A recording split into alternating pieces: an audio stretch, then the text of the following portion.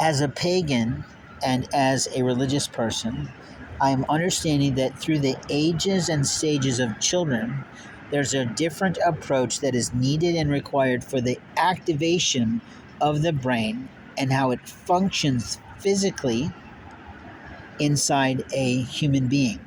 At the same time, we have the psychology and emotions and spirituality of a child to consider with regard to disciplining a child, teaching them what is correct and incorrect behavior in our community, in our society, in our world.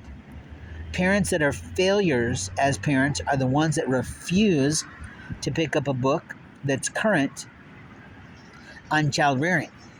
You have to know the legalities of being a parent, and you have to know the liabilities of being a parent. You have to understand what is and isn't the right food for a child at the ages and stages of its actual physical development, and what its ingestion system and what its esophagus and what its teeth and mouth can do. This is sort of scientific and it's logical, isn't it? Common sense, if you will.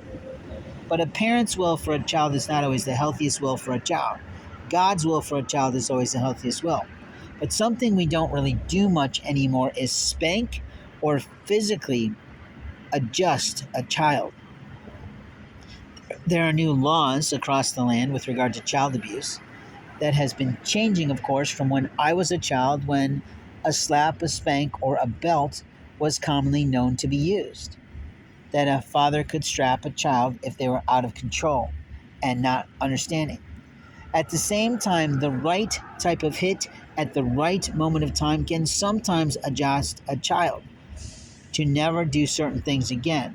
But generally speaking, in the child aspect of rearing, there's a point when spankings no longer work, and that's usually after age 3, 4, or 5. You see, giving child choices to pick the right choice and a choice that works for you on both sides is the most effective. Always giving children choices so they can make right choices is your job as a parent so they can function in the real world.